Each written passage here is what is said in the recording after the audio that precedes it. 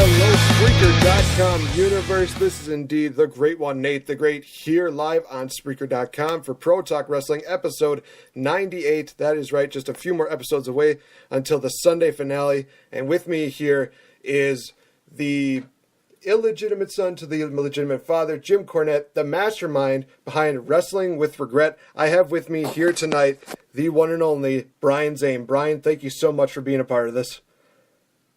Nathan, thanks for having me on your show. And the paternity tests are still, the jury's still out on it. We're still waiting to get the lab results back. But as of right now, the relationship between me and Jim Cornette is still unofficial in terms of father and son. Thanks for having me on the show. Not a problem. It's just a pleasure and an honor to have you on here. I've been a big fan of your video, and your interview with Spencer and Max was just great. And I thought, you know what? I need to have this guy on the show. I think he seems pretty awesome. Definitely one of those guys who I really respect. And if you guys haven't checked out Wrestling with Regret, you're missing out on so much great content. We'll get into that in just a little bit. First things first, though, Brian, when you got into professional wrestling, what was the one thing that kind of stuck out to you the most that made you think, you know what, I'm interested in this, and I think I am going to be a big fan of this? Well, I guess, I've been a fan of wrestling since the late 90s. I was, 12 or 13 when I first got really into it, the Attitude Era. So me being the young hormonal teen as the Attitude Era was happening, it was a perfect combination. They hooked me at just the right time.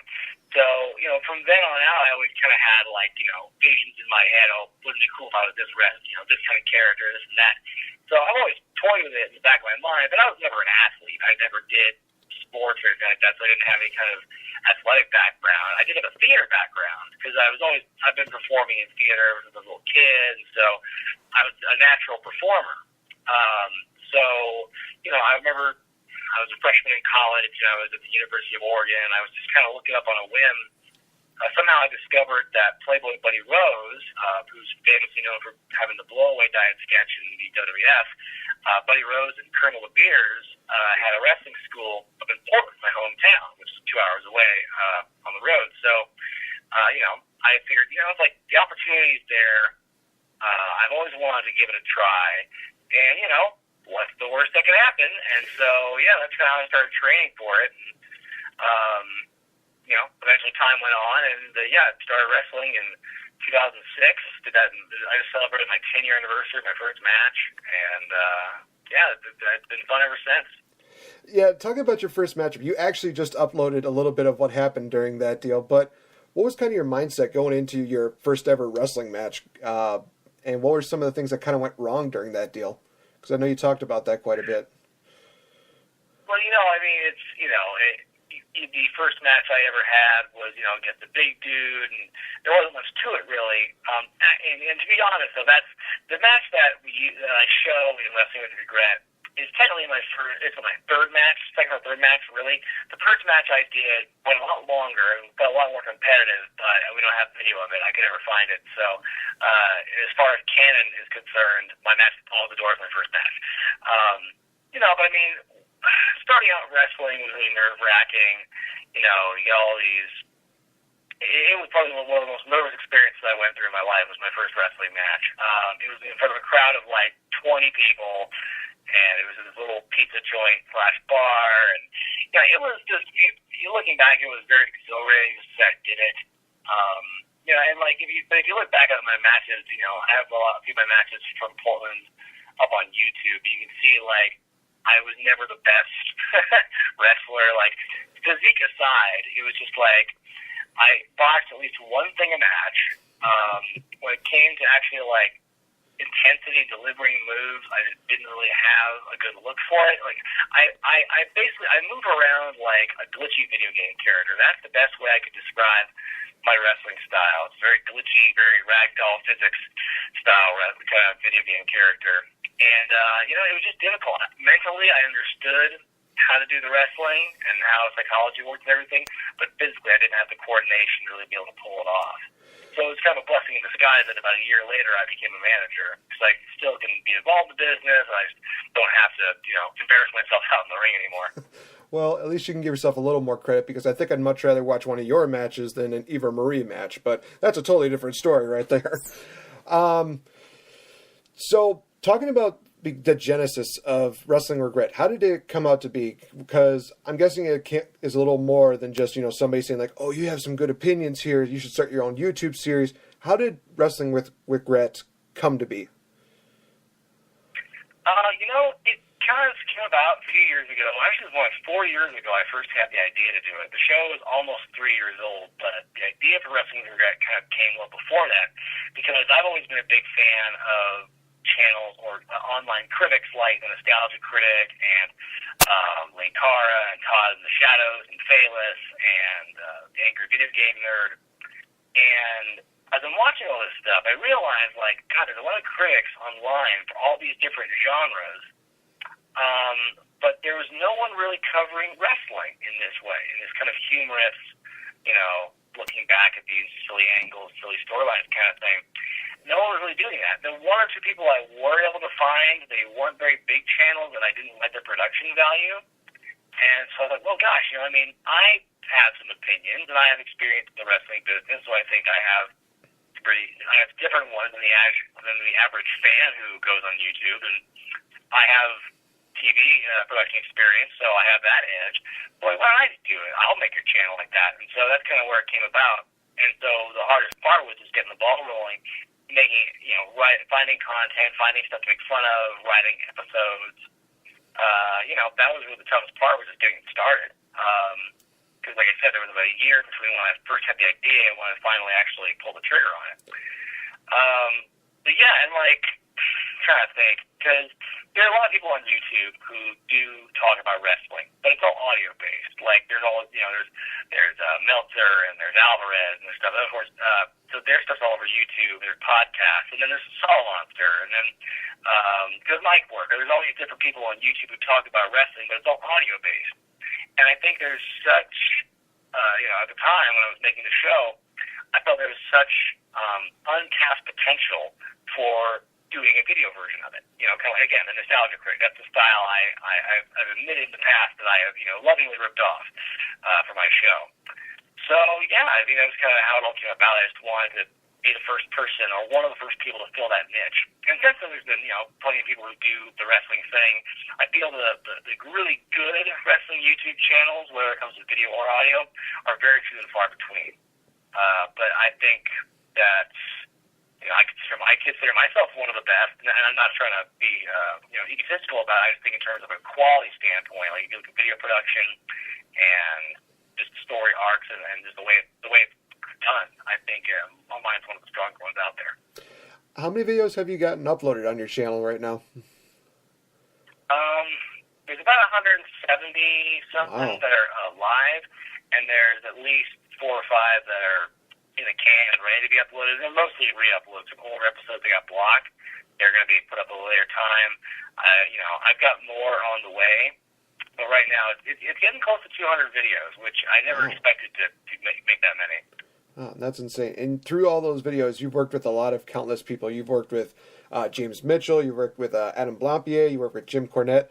Who's probably been your your favorite person to work with when creating a lot of those videos? Well, I think just from a pure, having been in the business and, studying him for such a long time, Jim Cornette is my number one, mark-out moment, having worked with him in the past, because, anyone who's seen me manage before, because I've been managing for the last 9 years, anyone who's seen me manage or who's watched my show long enough, I do look a lot like Jim Cornette. I can't really fix this, and by this, as I'm talking right now, you can't see on the phone, but I'm circling my finger around my face. You can't fix this. It's hard for me to not look like Jim Cornette the way I do. So that's why I started doing a sweatsuit gimmick when I would manage, to try and separate from that, because for a while I was dressing up in the shirt and tie and everything, and so there was the obvious comparisons. But, even if you don't consider the physical appearance, Cornette has been one of my bigger influences as a manager. Him and Paul Heyman, I would say, are my 2 biggest influences in terms of managerial style. So getting to work with him and doing the video where he gets to punch me out as Vince Russo, and me getting to interview him and just getting to pick his brain and just talk to him, over the phone and planning it. It was just a really great experience getting to meet him and get to learn from him. And it's one of my biggest idols in wrestling, one of my biggest inspirations in wrestling. Getting to work with him was amazing. Getting to work with Jim Mitchell for this recent Heroes of Wrestling video was really cool too. Didn't think I'd get him. I just kind of stumbled upon finding him, on social media and asked, hey, would you be interested in doing this? Crazy idea of mine. And he's like, yeah, sure. And him being on my YouTube channel, he said it was the first time in like 8 years he's been on camera being produced, for quote unquote television or for video. So it's kind of cool to be one of the people to kind of bring him back out, so to speak. Now, you did mention that you were dressing up a lot like Vince Russo and did the whole thing with Jim Cornette, but you've also had a bit of a personality of dressing up like different people. I remember last video you dressed up like, I think it was Captain Lou Albano. You've done a bunch of other characters. Was that just kind of one of those things that just helped more create content, or was that just one of those little ideas that I thought, might be something fun to do? Let's give it a shot. Yeah, I think I think if you watch like a lot of those other YouTube critics that I referred to earlier, I think the ones that make me laugh the most are the ones that have like a diverse cast of characters, whether it be just different people, like friends of the content creator, or it's just like that same guy in a costume. I think, and that's even funnier to me because like it's so obvious that it's the same guy, but like he's talking to himself essentially. The whole Lou Albano thing kind of came up by accident because I was reviewing Body Slam a couple of years ago, and I thought it'd be funny to have Lou Albano, or me as Lou Albano, come in and like interject a couple times. And then as I was writing it, it just kind of evolved into this whole thing where it turns out Lou Albano's a demon and he lives in hell. And it was just so wacky. It's just one of those things I try and keep bringing back every chance I get, because maybe it's just me that finds it funny, but I think the Lou Albano impression that I do is so bad. It's so bad it's good. And I just get to play him up as this kind of like lovable, goofy guy who like does dumb things, but it's like he's just kind of crazy. And yeah, it's just he's one of my favorite characters I do in the show. Mike the Melissa Love Machine is kind of a close second, but yeah, I think having funny little characters like that just it gives you more material to work with, because you're essentially adding a character who gets to say some things and do some things that you yourself can't do. Yeah. With a lot of your videos, you like to do like top moments, top best moments, top worst moments, and they always seem to revolve around the number 8. What is so special about that number, out of my curiosity? There's really nothing special about 8. I mean, if you just look at it from trying to stand out, I mean, there's a million top 10s out there.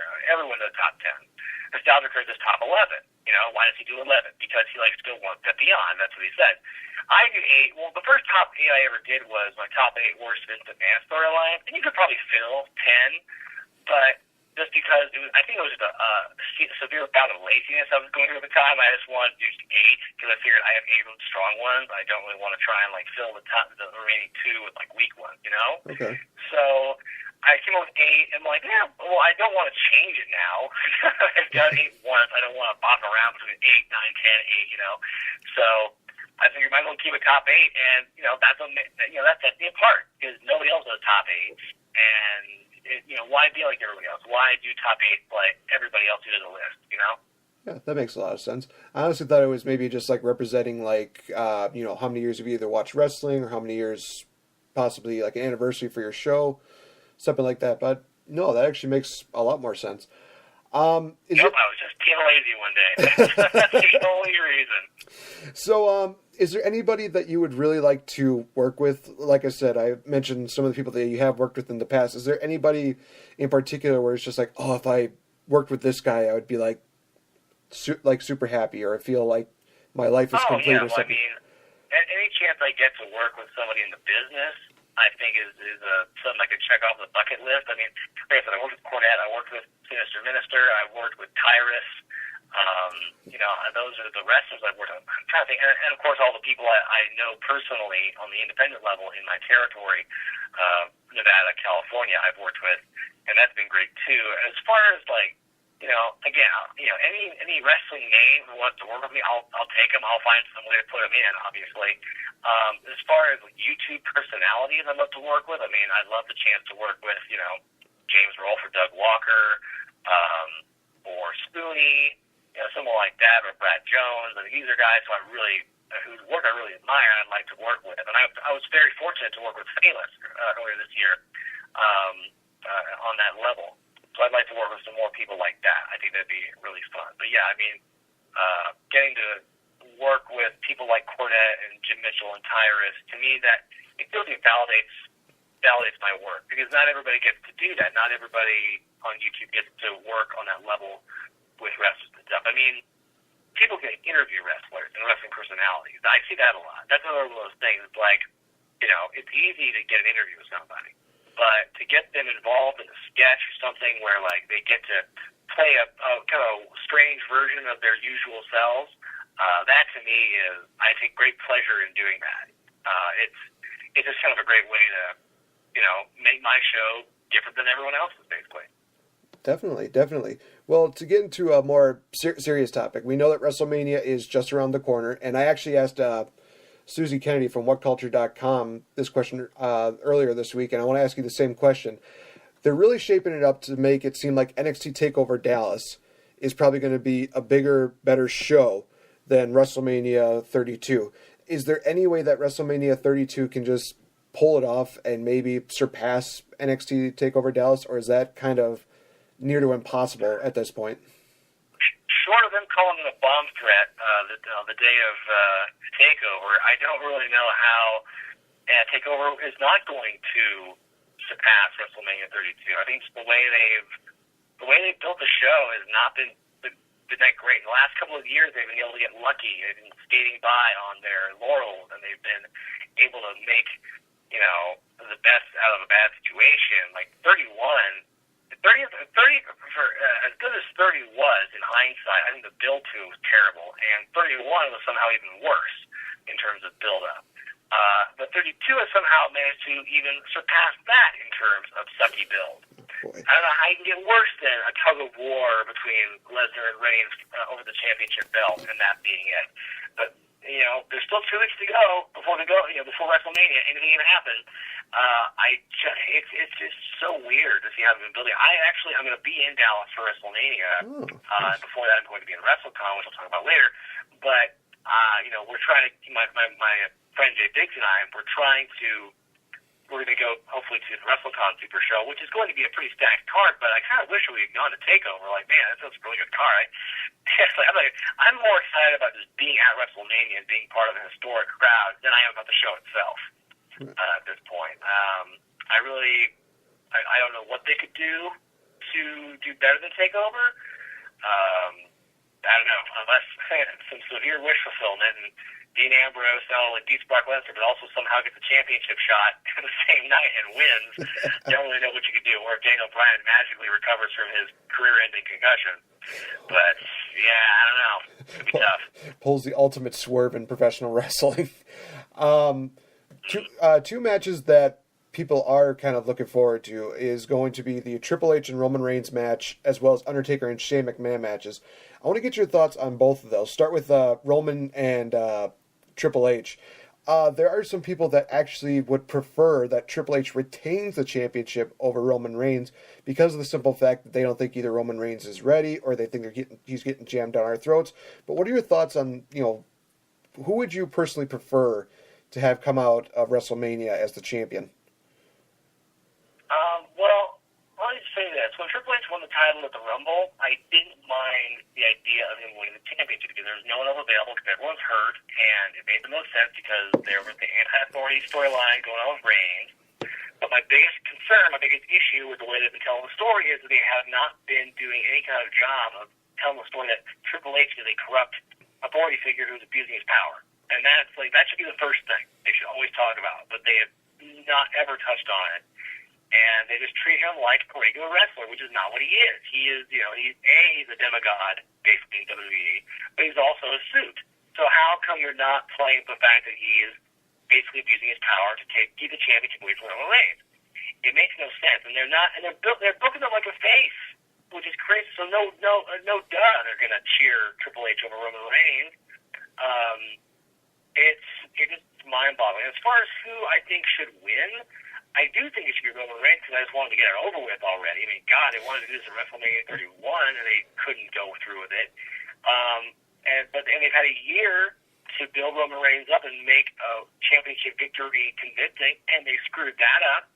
So why they just wasted a year of our lives trying to build Roman Reigns up as a star? If that was going to happen, they might as well just pull the trigger last year and let us get it over with.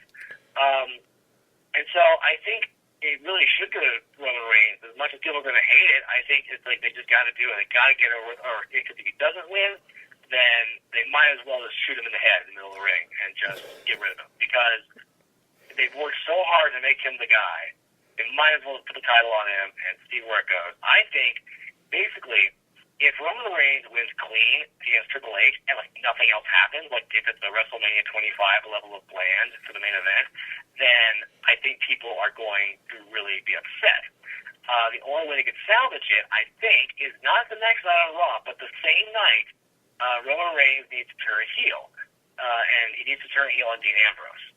So I'm thinking maybe Lesnar, or Ambrose beats Lesnar in the whole Spark match, and he comes out to celebrate with Roman Reigns afterward. Roman Reigns, maybe even helps Roman Reigns win the title, and then they celebrate in the ring. Roman Reigns clocks Ambrose and beats him up and turns heel. That way, they have their cake and eat it too.